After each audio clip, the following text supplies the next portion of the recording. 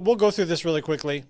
The idea of a high ticket versus a low ticket, a high ticket product means that you're going to have to sell it over the phone or in person or over a webinar. Now, what you define as high ticket versus low ticket is depending on the country, it depends on the audience, it depends on the avatar. So, for example, if you are selling a 2 weeks rental car in New York City, do you need to talk to someone on the phone to rent the rental car for, let's say, $2,000 or $3,000?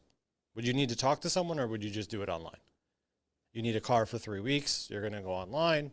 It's going to be $3,000 for the couple weeks, but you do it online, right? You wouldn't need to talk to someone. Now, alternatively, let's say you're hiring a fitness coach, and that fitness coach locally is going to take you through a diet program, and you're signing up for a couple months to work with them at a gym, and it's $3,000. Would you probably want to meet the person or talk to them, or would you just buy it online? What do you think? Okay, so the price in this sense is a variable, but the price is a variable relative to the industry or relative to the perceived value, and also relative to the trust that you have with the company. Okay, so Hertz, if you're on Hertz.com, a car is going to cost me $100 to $200 a day. Multiply that times 2 weeks. It makes sense. It's going to be about $2,000. It's going to be about $3,000, depending on what car you get.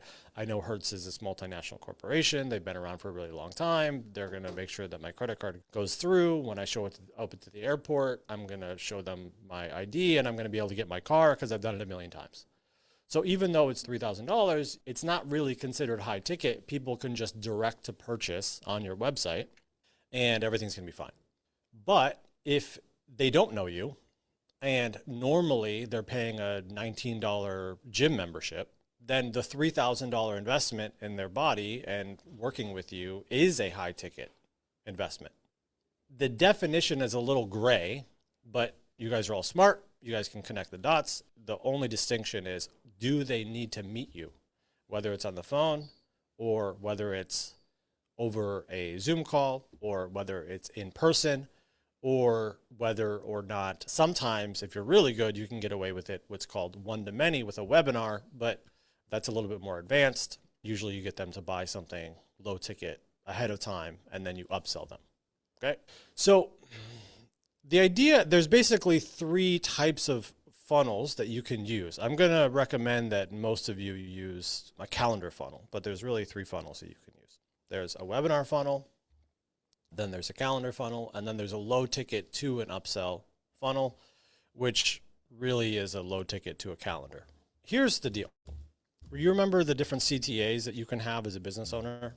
CTA equals call to action. You're going to run some marketing. What do you do for marketing? You can knock on doors. You can DM people on LinkedIn. You can email everyone in the world. You can run Facebook ads. You can run YouTube ads. You can post to social media. A lot of people say, oh, how do I do marketing? It's anything. You could introduce yourself to everyone you meet in the street, and maybe 1 out of 1,000 people will buy your product, right? That's what marketing is. It's taking your product or your service and introducing it to another person. You're asking them, hey, do you want to buy this? That's all. So your CTA, your call to action on your website or your funnel is, if you remember, there's buy, there's opt-in, there's schedule an appointment or a call, and there's stay on the site and never leave, which is marketing, or which is media, okay? So that's like CNN.com, BBC. CNN's business model is selling you Geico. They're saying, watch me, right? And then watch a commercial. That's the business model of the NFL. It's a business model of any entertainment, any YouTube channel. It's the same idea, right? You scroll through social media. Oh, it's free. You're not really paying with your money, but you're paying with your attention, which is advertising. Which one of these is a high ticket funnel? Is it buy now? Is it opt in? Is it schedule an appointment? Or is it stay on the site and never leave and watch my advertising? Which one is a high ticket funnel?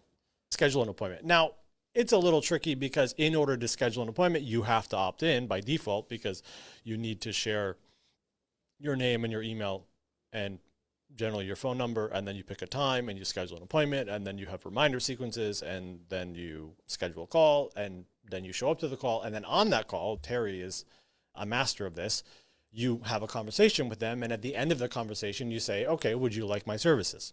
Now, you can either do it in one call or two calls or three calls, it depends. So if you're selling a $1 million enterprise software system, it's probably going to take 10 calls. If you're buying a piece of real estate, Terry, how many conversations do you or your real estate agent have to have with someone before they're going to buy your house on average? Oh, multiple is one of the biggest decisions of your life, right? Yeah. Five to 10, Can't even maybe, count. maybe even Five, more than five that. to 10, maybe more. Yeah, 5 to 10. The more expensive the product, the more touch points is called you're going to need. Okay. The more times you're going to need to talk to them. The only exception to this, and this is why a lot of people talk about brand. Why is brand so important? I've watched 100 hours of your videos, or I've listened to 50 hours of your podcasts, or I've seen your face 50,000 times, like celebrities, for example, in your life. Then you have this built-in trust, just like you have built-in trust with Hertz. So you're not going to need to have a lot of touch points to get someone to buy something because they trust you a lot. This is why building a brand and social media in the long run increases your revenue, but in the short term, it's a cost. So in the short term, people say, I want to do social media. I want to grow on social media. Why? I want to grow on social media because if I grow on social media, then eventually I'll either get more leads because people want to work with me, and those leads that come in trust more, which means that the conversion rate of my business is going to be higher. But usually that takes 6 months, a year, 2 years, 3 years, 5 years, 10 years. And people don't want that gap. They want instant gratification, and social media doesn't give you that. But nonetheless, these are the variables to consider. So now, given that, most of you guys probably don't have some huge personal brand. Therefore, you're going to have more touch points, realistically. If you're a big influencer and you can push people to a VSL and they're going to buy a $5,000 product right off the bat, good for you. Most of you, you're going to have multiple touch points. So your funnel, 90% of the time, is going to be a schedule an appointment funnel. The webinar funnel is probably a little bit more advanced for you guys. I wouldn't start there. Low ticket to upsell funnel is fine if you have a product. You sell whatever your software is. You get people to download the app. They buy your t-shirt. They buy your ebook, whatever the low ticket thing is. And then after they purchase, you say, hey, by the way, let's jump on a call. You can do that if you already have a product. The easiest way to test this, remember the minimum viable product, the minimum viable test, the minimum viable feature, go to market, get some feedback. If you have a product that you're selling direct to purchase, an e-commerce product, a funnel product, you're selling something on Etsy, PayPal, whatever it may be. If you have sold one thing to one person and you have a list, the easiest way to test this low ticket to high ticket version is to just email everyone you know, is to post to your social media. I know last year you bought my whatever thing. Now I can help in a more advanced way, in a more one-on-one way. Would you like to work with me? So instead of building this master system, low ticket to high ticket funnel, it's better for you just to get in the arena and say, hey, listen, let me reach out to everyone I know. Let me reach out to anyone that's ever bought anything from me. And let's send them to my calendar funnel. So you don't over-optimize something that you haven't sold yet. All this is to say that you should build a calendar funnel. And if you don't, unless you're really advanced, you're probably procrastinating.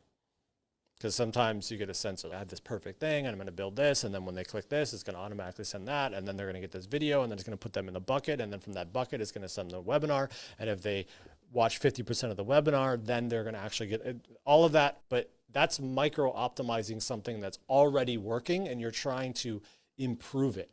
But when you're launching something, and if you haven't had a lot of traction with what you already have, then you are relaunching to an extent. You're like, oh, I've been in this business for 10 years. That's fine. But do you have right now a lot of people hiring you for speaking? Do you have a lot of people that are hiring you for consulting? Do you have a lot of people that are hiring you for coaching?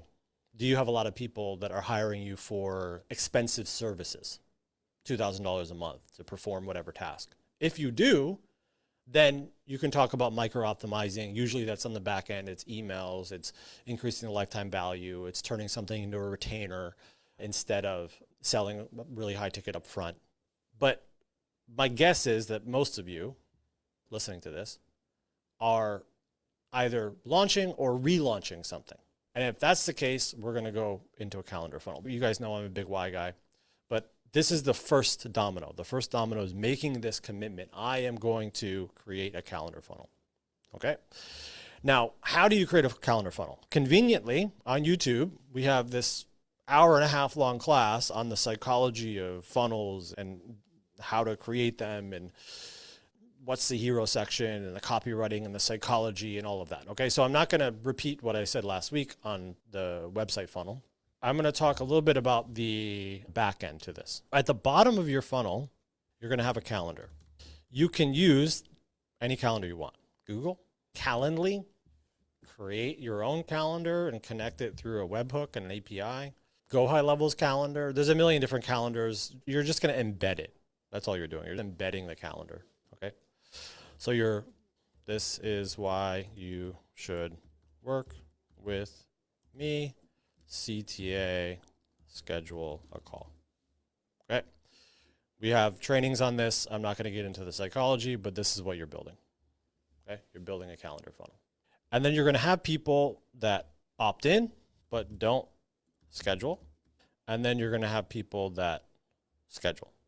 The game here is to track how many people are opting in and don't schedule, and then increase the chances that they actually schedule. So how do you do that? You send them some emails and you send them some text messages. Emails, texts, and if possible, you link to videos.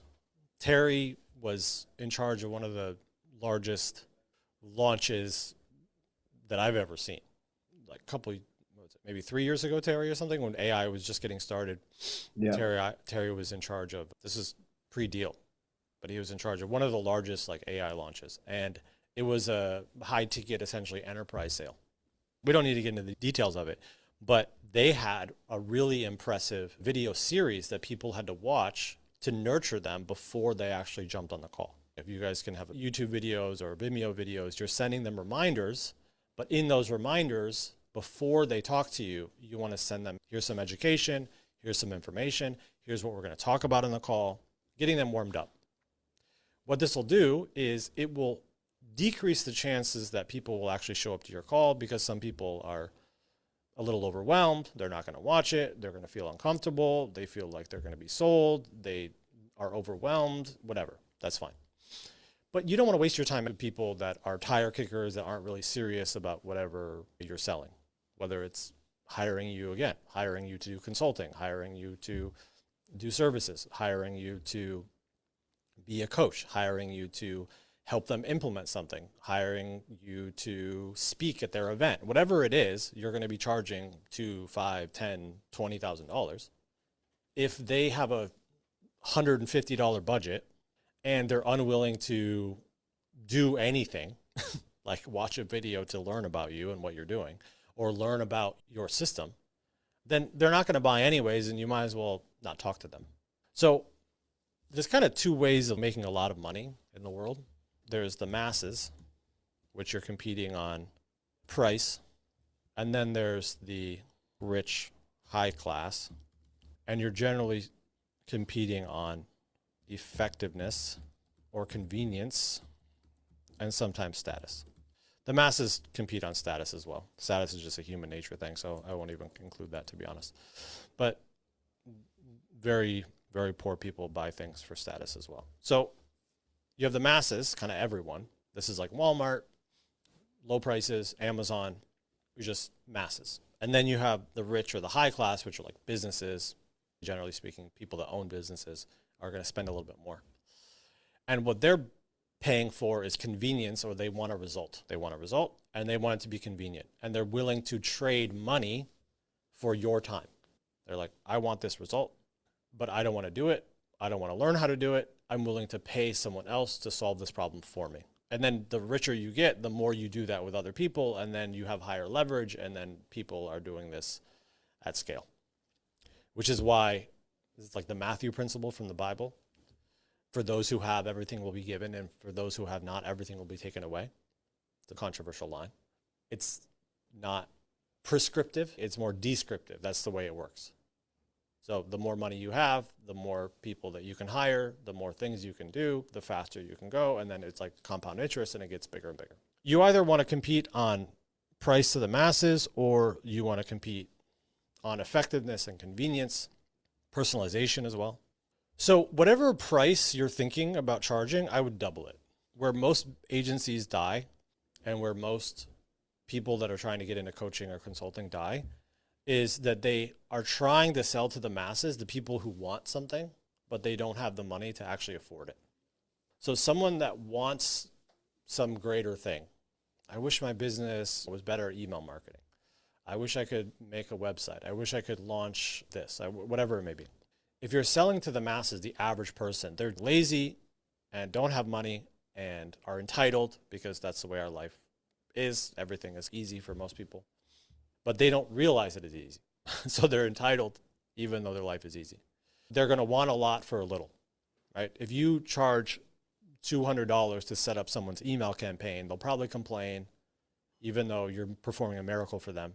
Whereas if you charge $20,000 to set up their email campaign of a company that's already working, then they probably won't complain, and any change and improvement that you make in their company will be worth more than $20,000. They'll be happy.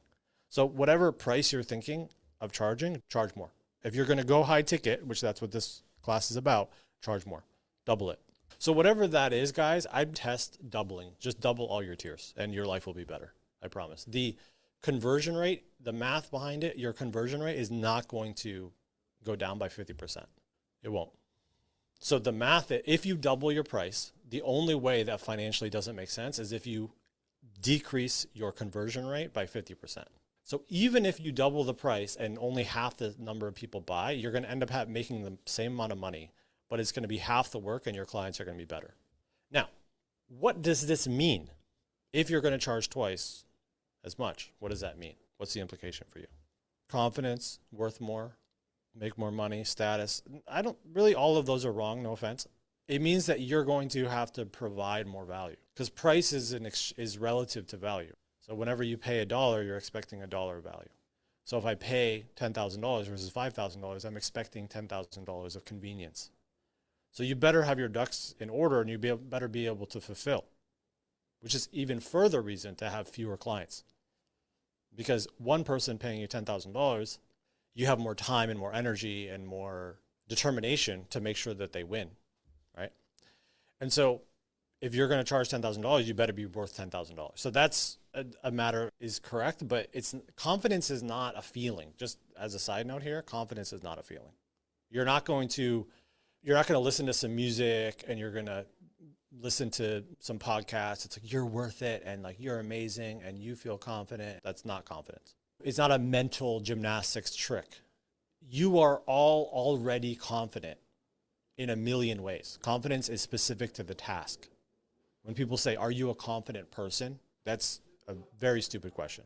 So I am confident in teaching high ticket sales because I've done it. I am confident in teaching funnels. I am confident in teaching AI. I'm confident in playing tennis because I played tennis my whole life. I am confident in throwing a baseball because I started throwing a baseball when I was 5 years old. I am not confident in live streaming and video and audio production, hence Damien. Damien is confident in live streaming and video production. Why? Is he a confident person? Am I not a confident person? No, it's relative to your skill. Do you need confidence to brush your teeth? You are all very confident in brushing your teeth. Are you confident in brushing your teeth? Yeah. Why? Because you've done it a million times. Are you confident in being able to tie your shoe? Yeah.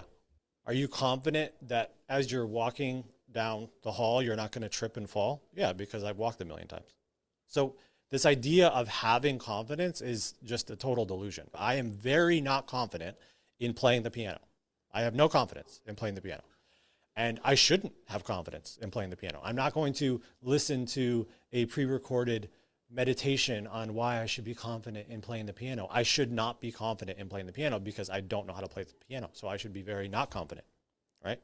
So why am I saying this? The confidence that you have in charging $10,000 or $20,000 or whatever it may be should be relative to your skill. It should be relative to your skill. You should charge more. You should double it, but you should be able to give more value. So if you are trying to give value in a way that you're not really able to give value, then you shouldn't double your fee because you're not actually good at it. So pick something that you're actually good at. You have this calendar. People opt in. You should send them emails, text messages, and links to videos. And the CTA there is to schedule a call, okay? Because they haven't scheduled it. You forgot to schedule a call. And then if they schedule, you also send them emails, text messages, and links to videos. But you say you should show up to the call. This is called a reminder sequence. And then on the call, you're going to do discovery. What's your problem? And then you offer them a sale. You need a link. Terry will talk about that. But this is the general psychology of what you should be selling, why you should sell it, and the basic funnel. This is like one of the most basic funnels ever. There's really only two sequences. Either they opted in, they didn't schedule, and you say, oh, you should schedule. Or they scheduled a call, and you said, hey, you should show up. That's it. And how you do this funnel, it's the same as any funnel. We already have classes on that. Okay? Any questions there before kind of Terry talks about the psychology of actually having that conversation? Because once someone schedules a call, now you're going to have the conversation with them, whether it's on the phone or over Zoom or whatever. Now there's a kind of proper way to approach that. Instead of it being abstract, just ask people. Like, hey, if I could transform your health so that you have energy, feel good about yourself, your love life is better, your sex life is better, you can play with your kids, like all of these things. How much is that worth? How much would you pay right now if it was a genie in a lamp and it would just give you exactly what you wanted? How much would you pay? And the answer is probably pretty high. Whereas if I say diet menu, it's $5 per recipe, and that's why I charge $25 for the 5 recipes. So you don't price based on features, you price based on the outcome, but then you better be able to perform and give the outcome. Terry? Yo. Hey guys, I've been working in the background to piggyback off what Jonathan's been saying as well. And so two things, it's like, how do you price? But then also, what's your product? So I'll ask one more time, even after what Jonathan was just saying. Do you have because I'm going to help you out a little bit with this. Do you have a specific idea of your higher package? I was literally generating this as we were talking here, and I'll give you a few ideas. Position yourself like a pro, be the obvious choice, not just another option. I'll quickly read this and then give you a few examples. Most experts are invisible, not because they lack the knowledge, but because they sound like everyone else and they're not really sure or understand what is their unique value proposition. What is that thing of value that people find valuable? And then how do you position that? And then how do you sell that? So it's like a no-brainer. That's a key thing here as well. You want to put something, and Alex Hormozy always talks about this. You should check out some of his training. I'll give you my cheat sheet. We might even dive into the cheat sheet. But he always talks about making it an absolutely no-brainer offer, like a hell yes. If it's not a hell yes, it's a no. So it's like, how do you take your knowledge? How do you come down the funnel to something tangible that people will be like, yes, I need that? This is about carving out a lane so specific and compelling that your ideal client feels you were built exclusively for them. Project that feeling to your clients. You're going to win. But it's getting there, because the problem is, and what I've seen in 10 years of, and Jonathan mentioned that I've actually worked on 2 of insanely high converting. You don't get from 0 to 4 million cash collected on an exclusively high ticket offer. It was a 10K offer. We got to $4 million cash collected per month in 2 or 3 months. It was pretty insane. I'm not saying that was all me, but I was a big part of it. Generalists get ignored. Specialist gets paid. And we can break down scripting as well. One of my favorite guys, I've got his books littered around 2 tattoos. I've got The Obstacle is the Way and Ego is the Enemy. 2 fantastic books, all about stoicism. So Ryan Holiday didn't become a 25K speech keynote speaker. He gets paid way more than that, by the way. by being a marketing guy. He owned stoicism and marketing. He was also one of the key guys. Not many people know this, but American Apparel back in the day, what put them on the scene, I know they imploded, the main guy just went berserk. But do you remember those American Apparel campaigns? They were like maybe 15 years ago.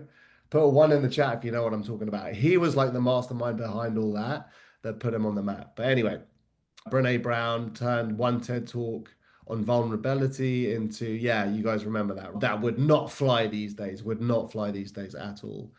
Real world action, craft signature expertise statement into define exactly who you want to help, the transformation you provide, package your knowledge, stop trading time for money. The biggest mistakes expert make is selling hours. Hours are finite, obviously. Package solutions are not. You will learn how to bundle your expertise into irresistible outcome-driven offers that clients are driven to invest in, not negotiate down. McKinsey is a great example of that. They sell outcomes and transformations. That's why they can command 500,000 for a single project. I mentioned Alex Hormozy. Love him or hate him. He also got in the Guinness Book of World Records for the biggest book launch ever. I think he made something like 100 million in a day. Literally has $100 million systems. That's his brand. The same framework applies to you and your high ticket offers. And then we'll get into the high ticket conversation. But here's a good hack for this, right? The McKinsey model is, I was using it more of an example. I think they're going to start having a hard time now because of SuperCool and ChatGPT. Let's use that for an example. So I'm going to grab that, put it into SuperCool. And this is where you can think outside the box. My point being, if you're unsure, we'll use this as an example, but you can be like, all right, I'm not sure what my unique value proposition, I'm not even sure what I could turn into a high ticket. I don't know what that business is. You could literally be at that starting point and use SuperCool, just word vomiting into the prompt box and being like, all right, I'm skilled at sales. I know a bit of marketing. I really enjoy going to the gym and I'm a very driven person. I'm also into affirmations and just putting everything into there. If you don't have a good idea of what could potentially be your high ticket offer, you could put everything into there, just word vomit onto SuperCool and then be like, okay, rebuilding websites. Let's just say I'm a highly driven person. I love marketing, sales, talking to people, leading groups, talking to crowds. Okay. And the business I really want to launch is rebuilding websites to make them more interactive in the local construction. Okay, cool. And this could be in anything. Don't be fixated on the exact example, but you could not loving talking to crowds. All right. It's like one of the biggest fears, flying snakes, death, talking to crowds. You can overcome it. I used to hate talking to crowds. Now I love talking to crowds. It used to be a big fear of mine. If you do it enough, you start to love it. Maybe not every time. Maybe at the end, I'll tell you the story of how I got into all of this. I was thrown to the wolves. Someone I was working with was like, tomorrow you should do a talk in front of thousands of people live online about whatever you want. And I was like, tomorrow. And I'd never done anything like that and was just thrown to the wall. I didn't know. And at that time, I didn't have a lot of experience. So I just talked about morning routines, which by the way is great. Sorry, not trying to insult anyone that's here to do a high ticket on morning routines. Also a thing. I'm a highly driven person. I love marketing, sales, talking to people, leading groups, talking to crowds. The business I really want to launch. Okay, taking this into account, what are some high ticket offers I could sell in the range of 3K to 15K? A list of 10 ideas. Why not? So you see what we're doing here? I could have made that 1,000 word prompt. If you're really not sure on what you would potentially want to do, you can stop worrying about people judging you once you realize that people care way more about their own stuff than what you anyway. So there are lots of mental models you can go into it. But I'm going to get into the biggest one. This is a bit of prep. I'm not going to be talking mainly about how to figure it out. This is just an initial thing. So anyone that believes that they have their thing, you should do this exercise as well. Like, I think I've got a great idea. You will be blown away with the ideas it comes back with. I've got an idea to sell XYZ high ticket. What are some other ideas I could use, or how do I make this better? Simple prompts like that will blow you away. And I promise you'll get further down that funnel to the niche thing that's actually going to work. The interactive estimator suite build a custom interactive cost calculator, their website that allows potential clients to get a rough estimate. This is awesome. You could build that with it in 20 minutes. The 24/7 virtual project showroom, rebuild their portfolio into an interactive map, the client portal integration, local authority video funnel. Since you love talking to crowds, you can lead a content day where you interview the owner and crew. This is a cool idea. It's giving me high ticket stuff based on my interests in the prompt I gave it. Like I wouldn't have even thought of that. This is a really cool idea. Then build an interactive video header site where the owner talks to the visitor, guiding them through the service option. The speed to lead automation engine, a website overall focused entirely on, is this even giving you some cool ideas? I know you might not be cool with talking to crowds. I don't know if that was you, but the commercial bid winner package, target large scale commercial contractors, the recruitment and culture hub. Many construction firms struggle with hiring. Build an interactive careers site with employee video stories, an easy mobile first application flow, and an automated onboarding sequence to help them scale their crew. The neighborhood takeover, SEO suite. See, just a bunch of ideas. If you don't like those ideas, give me 10 more, maybe be more specific. It's a great starting point. How to sell event tickets more for event companies. Could have a built-in estimator. Yeah, exactly, Sam. Bring me a snake any day, not in a crowd, right? Yeah, it's a weird thing. One of the biggest fears people have. It's number one. It's just practice, guys. I swear. The more exposure therapy you have, the easier it gets. I literally don't care. I get some butterflies going on stage, but they're good. It's more excitement. So that's just a little bit on, how you can really figure out what is your thing. What is your thing? Generate a load of ideas. What do you vibe with? What relates to you? What do you think you would be really good at? One of my old people I used to work with used to say, don't get good at the wrong thing. So make sure it's in line with what you think you can really dominate and be good at. So don't just find a high ticket offer that sounds good. Find one that is in line with your goals and what you're comfortable with. Maybe a little bit uncomfortable with. It's okay to be a little uncomfortable with. If you've got a fear of talking to people, get on camera, do some of this, do a webinar, get on stage. Like it's a scary thing, but if you actually do it, the ROI for you and your business. In fact, I'm going to quickly stop sharing for a sec.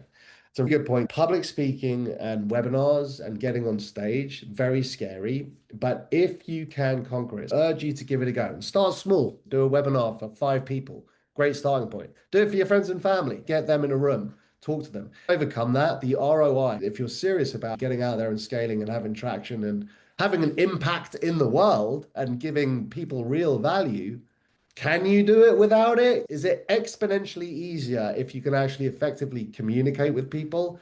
It is. Give it a go. Conquer the fear. Let's go. All right. Let's jump back in here. So let's get more into the conversation of sales and persuasion and the psychology of it. And I was thinking about how to position this because I've got a bunch of my old scripts that we can go through, but they're very specific to different things.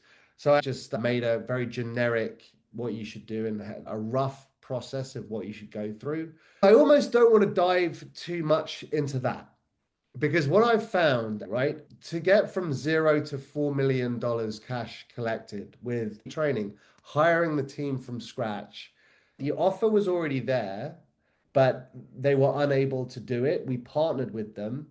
And then it was all about how to frame the offer, how to do the script, and then how to hire the right people to actually do that to get from 0 to $4 million cash collected per month. I don't actually know of another high ticker offer that's done that. This is going to be a little counterintuitive. We can talk about this. I'm going to jump to the copy of the Transcendence because there's one thing that overshadows anything when it comes to sales. And I used to literally train this so hard. You only get customers if you have these 2 things because you don't, if you're talking high ticket, you're jumping ahead. If your sales and marketing and persuasion works well, that equals customers and clients. But what's the thing before that? It's certainty and conviction. Conviction and certainty. If you have conviction and certainty, you have 80%, 90%, 95% of the way there. Then you can put it into a structure. And Jonathon knows this about me. My sales style and why I've been very successful with it is first comes the conviction, the certainty, and the belief in not only your product, but then it starts with yourself, of course, but then your product. You can own. I am one of those people that whole sell ice to an Eskimo. I hate that because the Eskimo doesn't need ice. They're surrounded by it. I can't sell that. The few times that when I was starting out, I was a terrible salesperson when it came to that because it wasn't in line with who I am and actually providing real value. It's not like, oh, he can sell ice to an Eskimo. That's not a good thing. You're being disingenuous and not authentic and not a genuine. You have to have something of real value. And maybe if the Eskimo was in the desert and he needed some ice, yeah, sure. Then I could sell ice to an Eskimo if he actually needs it. But no, that's the totally wrong way to think. You've got to have that conviction and certainty, that belief, but also have a great moral compass that you're doing it for the right reasons. If you check all those boxes, the sales come so frigging easily. I've done $100,000 sales, 200,000, and then raised money and done all of that. In my experience, it doesn't actually matter whether you're selling $100 thing or a $15,000 thing. The conversations a lot of the time are exactly the same. It's the person on the other end, and you're transmuting that emotion to them.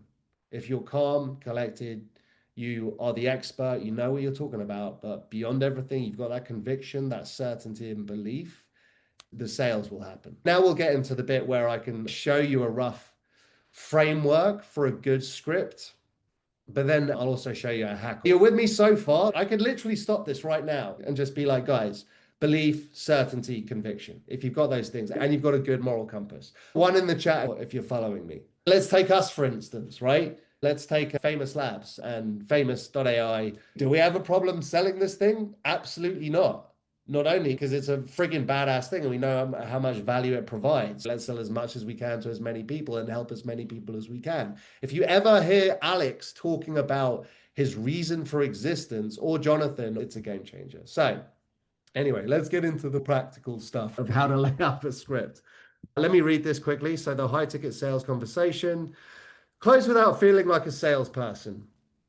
Another thing with high ticket can be a difficult space if you are doing what people have been doing for the last 10 years. It doesn't work anymore, right? People see right through high ticket sales scripts and high ticket pressure.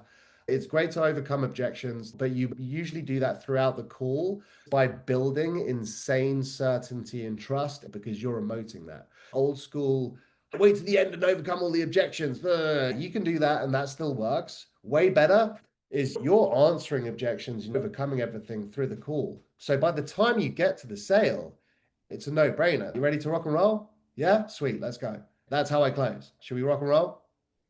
Awesome, let's go. What's the card number? Or what's the long digit on the card? It's because I've built so much certainty and conviction through the discovery, through pain, the islands of pain and pleasure. What are the two biggest human emotions? Moving away from pain, moving towards pleasure. Pain is in the discovery section. We'll go through that and I'll give you the framework. Let's take one of your businesses and generate like a high ticket closing script through SuperCool. I haven't actually tested that yet, so excited to test it. People, you got to reframe it as you don't like answer. Got to ask all these questions. Then at the end, they will give me objections and I will overcome the objections. Time, money. Those are the two biggest ones. Oh, I don't have the time. I don't have the money. I don't have the resources. And now I can answer, Elon Musk has got the same 24 hours a day, 7 days a week than you do. What's your excuse? It's not about having time. It's about making time. The much better way, lower friction way to do high ticket sales is connect with the person, come with that 100% conviction and authority as well, and certainty and belief in yourself and the product.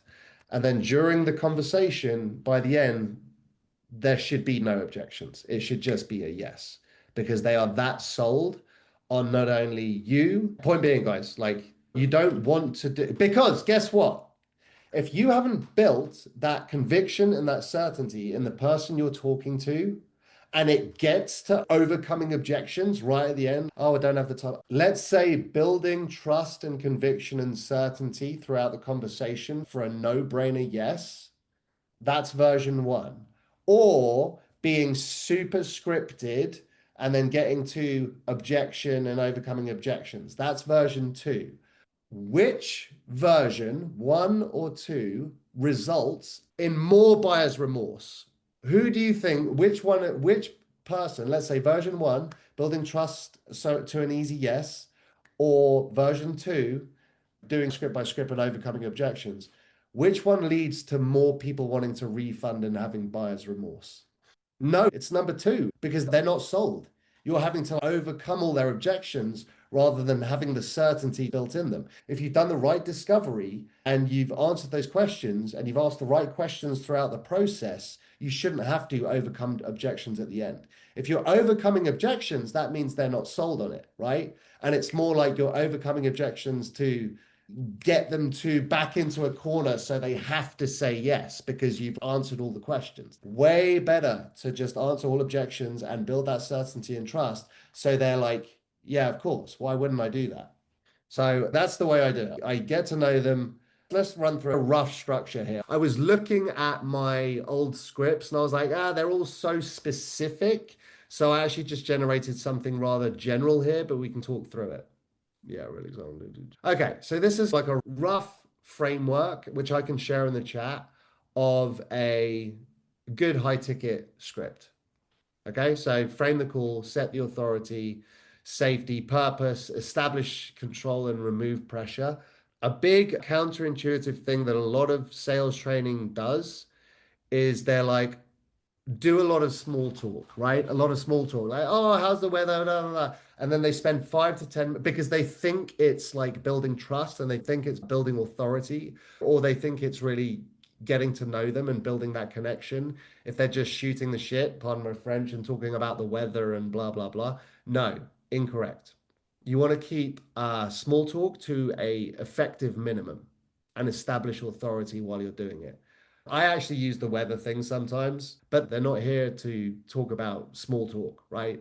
They're here because they've got a problem. They might not even know their problem, but they're here because they've got a problem which they might not even have defined yet. The purpose of you and this call is to, if they don't know what their problem is, understand what the problem is, explain their problem to them in a way that makes sense, and then you are the solution to that problem. You have overcome that problem. And if you do that in the right way, by the end, they're like, it should be a logical decision. We might get into the four different, I operate in like the PACE system, whether people are practical, action, social, or emotional. It's all based around the same thing. But you will talk to a highly practical person, very different than you will talk to a highly emotional person or a highly action oriented person. You want to talk to action people because I'm an action people. I'm a cross between action and emotional, but I've got the practical and social as well. Definitely my stronger ones are action and emotional. But I'll buy anything. I'm the easiest sale on the face of the planet. Also, because I just trust people like implicitly, which is actually a big problem of mine. My wife always tells me, like, I trust everyone way too quickly, but I'm working on it, guys. Also, why I'm probably good at sales because I believe people and I think I'm believable as well because I don't like to BS. So frame the call, set the authority, keep small talk to an effective minimum. It's okay to talk about the weather. Oh, you're in Florida. What's the weather like there? It's hot and muggy. Done. That's it. Then you get into the pain, the discovery, and actually asking the right questions. So we'll quickly blast through all this, and I can share this document, guys. By the end of this call, we'll know and set the stage. Very important. Set the stage by concisely setting the agenda. What you're doing is you're taking control of the conversation, right? You're taking control of the conversation and establishing yourself as the authority, as the leader of the call. You are in high ticket sales. What you're doing is you are leading that person, and whether they like it or not, or are aware of it or not, they want to be led. So you have to be the leader in the conversation. And that starts by taking control of the conversation and taking that authority, right? Establishing your authority. Take control. By the end of this call, we'll know one or two things. Either this makes sense to move forward or it doesn't. Shake hands as friends. Fair? So what you're doing there and positioning it is by the end of this conversation, you will have a decision to make. I like that. It establishes authority again, and they're already getting in the mindset like, okay, this is a serious conversation. There will be a decision at the end. And it takes away from the old school way of doing it, where you're trying to get to the end to close. You're breaking down that wall and saying, listen, we're here for a reason. And at the end, you're going to make a decision. It's all about framing. If you say that in the wrong way, let me give you two different ways of saying this. I think by the end of this call, you'll know one or two things. Either this makes sense and we move forward, or we can shake hands as friends. Is that fair? By the end of this call, we'll know one of two things. Either this makes sense and we move forward, or we shake hands as friends. Fair? Two different ways of saying it. First one is wishy-washy. You don't have respect for it. Second one, clear, concise. There was no upward inflection when I asked the question. Really important side note here, guys. Are you asking questions with an upward inflection which shouts insecurity? Is that fair? Or is that fair? Fair. Downward inflection, confidence, you know what you're doing, you're in control. Big thing. If you're doing high ticket sales, you got to have that conviction, that confidence, that certainty. No upward inflections. Remove pressure, positions you as calm authority, sets binary outcome. Clarify their current reality, so dig into the pain. I do want to stop here, guys. There is the very structured way of doing high ticket sales has changed a lot. So I really want to emphasize it is the conviction and the uncertainty. Take what I'm going through with a pinch of salt. If it comes across too structured, people just feel like it's a sale and they just know you're trying to sell them. It's okay for people also aren't stupid. They know you're trying to sell them. But instead of coming across as cold and calculated and super scripted, if you're actually coming across like you are listening to them and you are actually present with them, that works way more than that. So focus more on this than the exact structure of asking the questions in all the exact right ways. Let's jump back into it. Really important point. Everyone talks about how the high ticket space is changing because, and I'm sure, how many people in this chat have been sold to in a way that they didn't like? Put a one in the chat. If you know the person on the other end, you can just feel is trying to sell you. And how does that immediately turn you off? And you're just trying to get them off the phone. Exactly, exactly. Don't be that person. That's cold, calculated, like going through a script very easy, rather than actually listening and trying to solve their problems. If someone believes that you're actually there for them, I literally start by saying, look, by the end of this call, I'm going to ask you guys if you genuinely feel like we're here trying to help you. And then at the end, I'm like, all right, guys, let me know. Do you actually feel like we're trying to help you now? Because that whole orientation, Jonathon and I have both emoted that we genuinely give a shit about them. We care about them. We do. We are like all of you guys. And I think you guys feel that. But anyway, let's blast through this. I want to blast through it because I don't want to spend too much time, but it's good for a framework. It's good for a framework. I'll post this in the chat. So clarify their current reality, pain and cost, purpose, make the problem emotionally real. Questions. Where are you right now? What's not working? What's this costing you? Get to their why. Here's a good framework as well. Maybe write it down. A lot of people, this is how you also tell. You hate when it's scripted if they just ask, where are you right now? What's not working? What's this costing you? Those are opening questions. If you care about them, you're going to get to their real why. I can't remember who talked about the 7 levels of why. Like most salespeople will ask 1 or 2 why questions when they should be going right the way down. You get to the real pain, not the surface level. People aren't going to give you what their true pain is by asking basic questions like that. So this is misguiding. You want to get to their real why. Like, what's not working? Oh, I'm not able to get leads. Okay, cool. All right, some people are like, okay, cool. Next question. Why aren't you able to get leads? I'm not sure what my market or my audience doesn't seem to be responding to the ads I'm putting out. Okay, cool. Why do you think that is? What ads are you using? Why? Just keep digging, and then you'll get to the real pain, and then you can use that to actually help them. Now, there absolutely is that. People are afraid of change. they're afraid of veering off the status quo. So sometimes in high ticket sales, if you're not getting to the true root of the problem and therefore showing the solution, they're not going to say yes because you were just asking very basic questions and they felt that you weren't really listening. Whereas if you actually connect and dive down on what their real issue is and discover what their real issue is, because a lot of people don't even know what their real issue is. They've just got a pain that they can't, they're like at the doctor's, right? And they're like, I've got a pain, but I don't really know where it is. I just always feel shitty.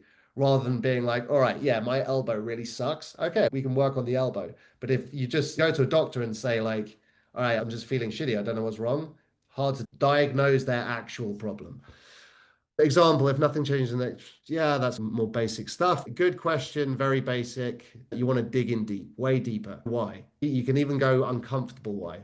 Frustration, missed opportunity, financial loss, identity pain. Define the desired future. So you've dug into their situation. Then you want to paint the vision, right? Paint their future where they could be. That ideal look like? What would hitting this goal actually change your life? Why does this matter now? So I've got a good idea. This is the most basic version. I'll also show this is a great high ticket closing script from Cole Gordon. He's one of the better ones in the game. Look at this. I'll share my sheet with you. Look how detailed this script goes. It's a good example. It's a very specific use case, but I'll share that with you. So you've got the contrast, super simple. Sell the gap. So what's the gap? A lot of people are confused by the gap. It's like, where are they now to where they want to go? Everything in between that is the gap. The bigger you make the gap, the more you make them feel it, the more likely they are to actually move forward and convert and buy. If you're just having a one layer conversation, that's not going to happen.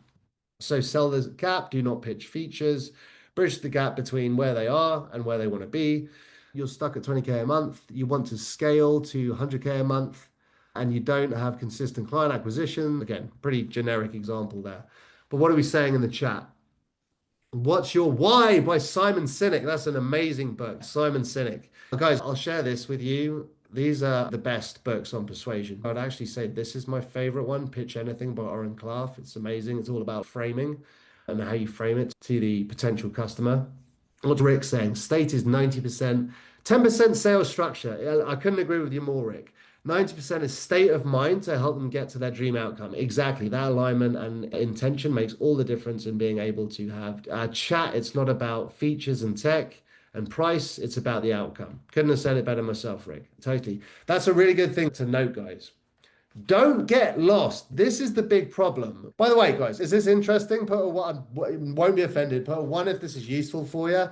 Put a two if you're like, I know all this already. So this is a big help. And this is what helped me. Funnily enough, I got to my tipping point. I'm not allowed to say precipice anymore. Alex doesn't like it. But I got to the tipping point of my sales career because I learned all the practical stuff, like all the trainings and all of these huge scripts. And you're going through that. And after doing millions upon millions of dollars of sales and teaching teams, I'm actually like, no, like absolutely not. Rick's way of doing it and exactly how I've been saying it. You could literally just go in with certainty and conviction, and you will beat, hands down, every single time, a highly trained salesperson that has no conviction or certainty that's going through a script. This will win every single time. I would bet everything I have on it. See that conviction? Like, absolutely, that's what I'm talking about. That works. People believe that and they respond to it, they're receptive to it, and they believe you. And that trust is built, right?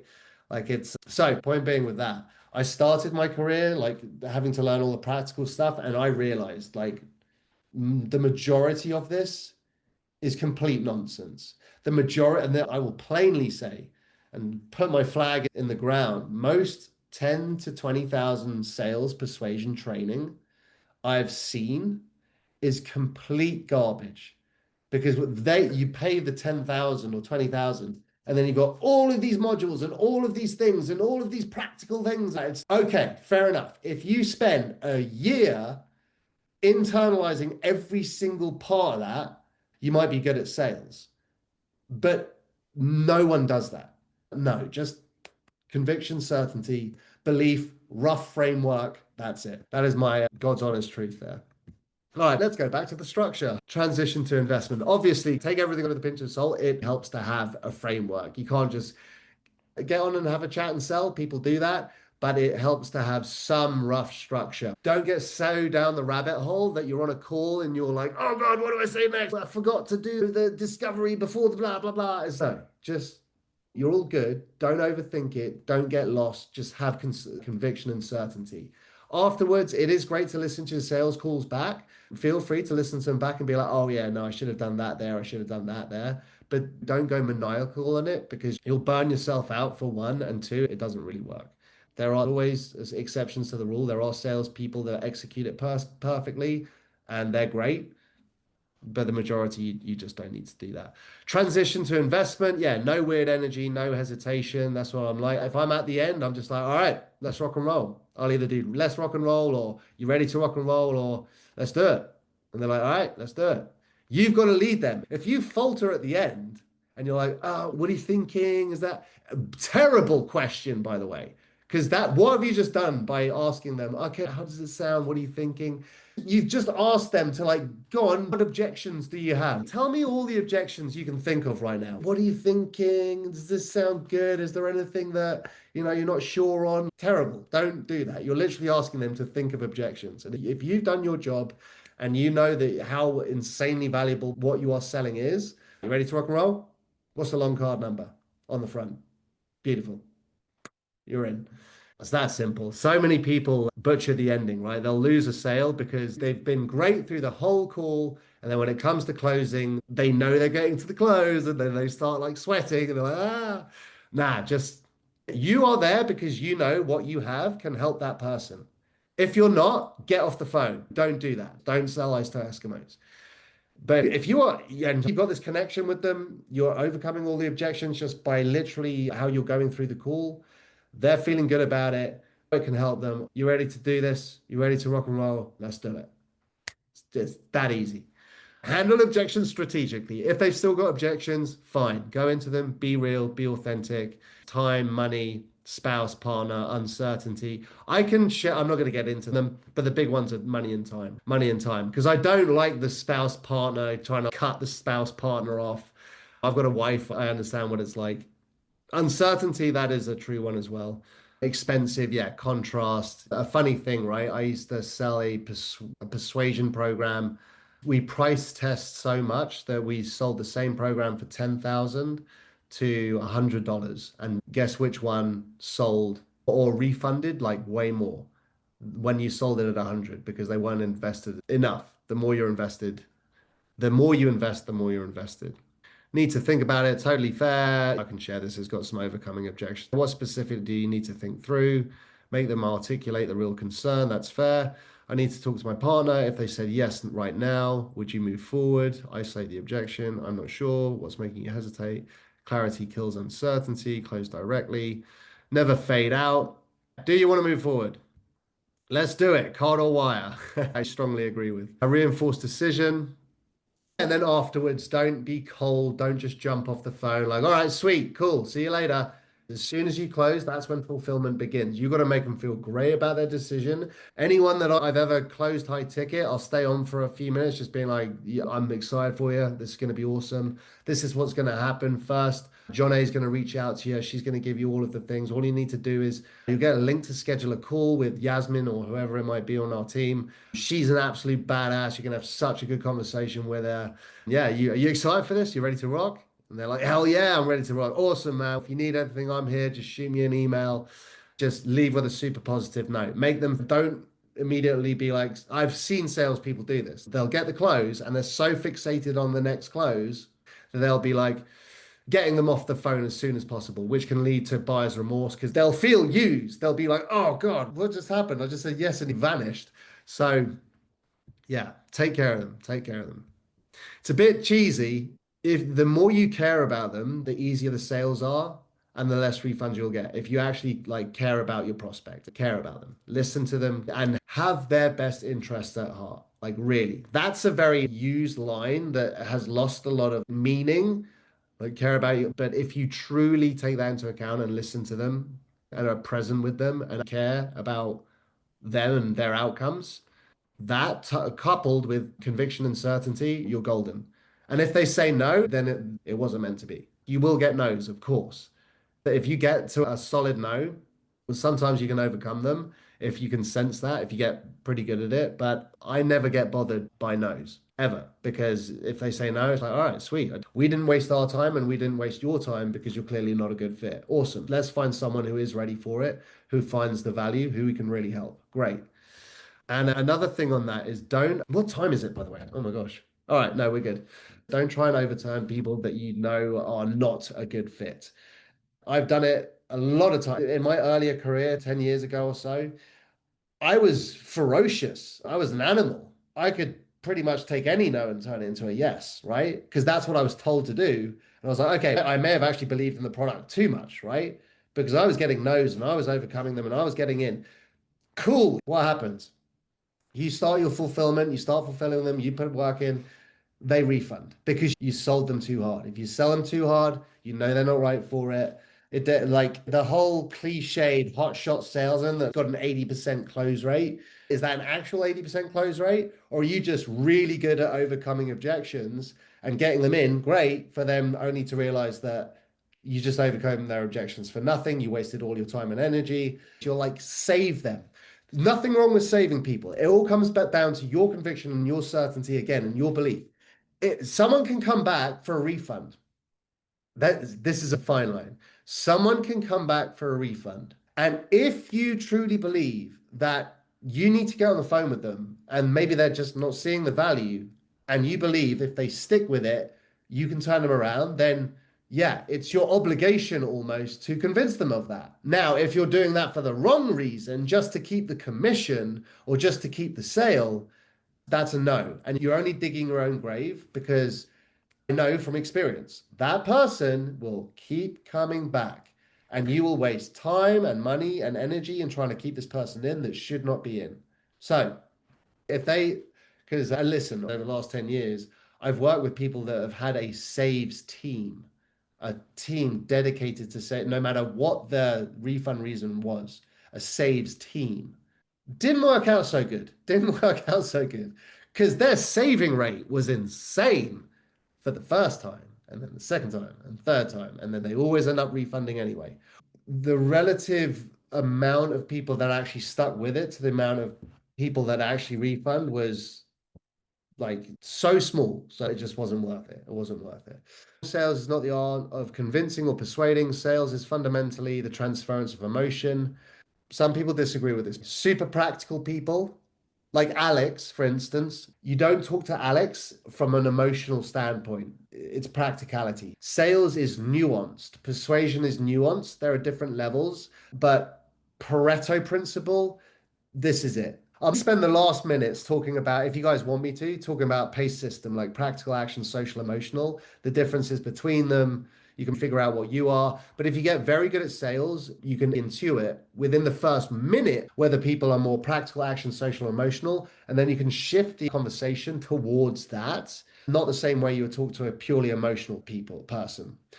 Emotional people love the feeling of it, the story, connecting with you as the salesperson, building that trust. Practical people like numbers, like data. They'll always send an email, follow up. They're the hardest sales, but two completely different types of people. But it's all on a spectrum. Everyone has all four. Everyone is practical to a degree, action, emotional. It's like, where do you go? What is yours? Are you 50 or are you 25% across the board? No, you're stronger in some and weaker in others. But anyway, so many others are wrong. It's not the art of convincing or persuading. Sales is fundamentally the transference of emotion. One of the most impactful principles I've learned during my sales career, how I feel, they feel. I call this the mirror effect. If I feel anxious, the prospect will feel anxious. Humans are insanely intuitive creatures. If you are anxious or nervous, they will feel it. There are ways to overcome that because sometimes you can't help but feel a little anxious or nervous. Lean into it. If I ever feel anxious or nervous, especially if I'm getting in front of a big crowd, I'll just lean into that and use that as almost like a superpower. One cool way to frame anxiety, or if you're feeling nervous, is you'll probably see a lot of stuff that someone that is completely calm won't. You'll assess every single angle. So lean into that. Feeling a little anxious, let's use it as a superpower. It's like the obstacle is the way. I mentioned Ryan Holiday. The obstacle is the way. Do something you wouldn't have otherwise done had that situation not occurred. So if I wasn't feeling anxious, I wouldn't have thought of XYZ, which just made everything exponentially better, made my whole presentation, my whole stage presence more awesome because I was a little bit of anxious and I thought of these three things that I wouldn't have otherwise thought of. That's a great definition of the obstacle is the way. Amazing book by Ryan Holiday. If I feel fear, the prospect will feel fear. If I feel conviction, certainty, the prospect will feel conviction and certainty. Conviction and certainty, baby. Therefore, our job is not to control the prospect. Our job is control ourselves, and the prospect will follow our lead. This is why manipulating the prospect does not work. Don't sell ice to an Eskimo unless they're in the desert. Then that's okay. Humans are highly in tune social creatures. Our focus going into the call and on the call to be aware of our states and to hold within ourselves the state we want the prospect to have. So prepping for a call is always great.